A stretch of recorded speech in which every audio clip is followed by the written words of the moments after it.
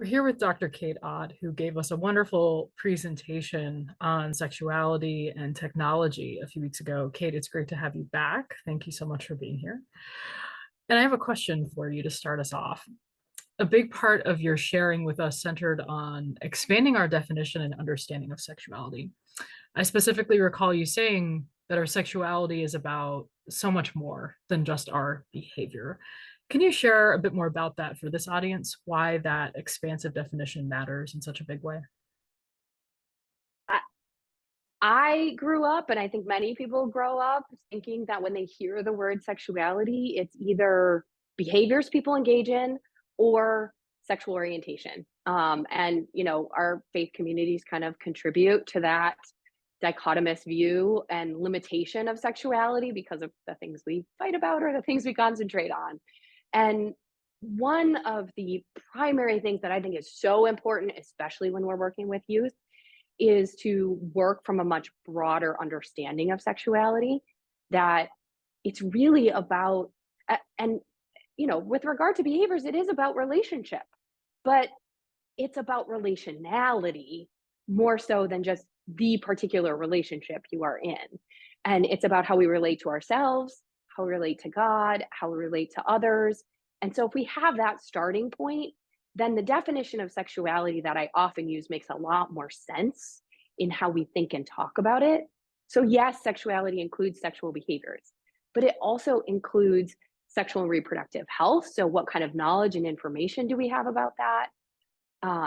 About sexual orientation and gender identity in a much more expansive way, not just what behaviors relate to that, but how we understand ourselves and the world around us, how we relate to that. And then intimacy.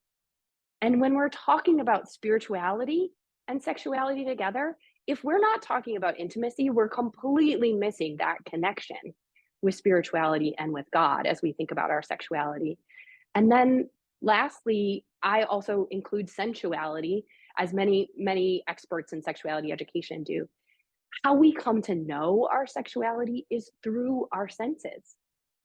It's through the tactile and affective, feeling, emotional ways that we relate to the world around us. And so when I say we are sexual beings from birth till death, created by God that way, it's not because we're engaging in a particular behavior or because we already have some formed sense of our sexual orientation or gender identity. It's because from birth till death, all of those aspects of sexuality are at work in how we're understanding ourselves and how we do that in relationship.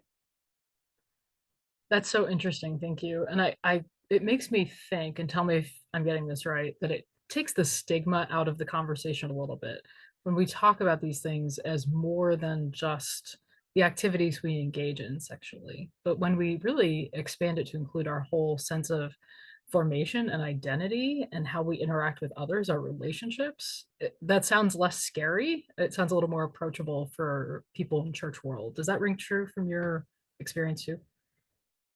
I think so. I mean, less scary in the sense that one, you don't have to know all these intricacies perhaps, or talk about things that maybe make you a little uncomfortable, but also less scary in the sense that this is something everybody's dealing with. It's not just that group of kids perhaps that you think are quote unquote sexually active.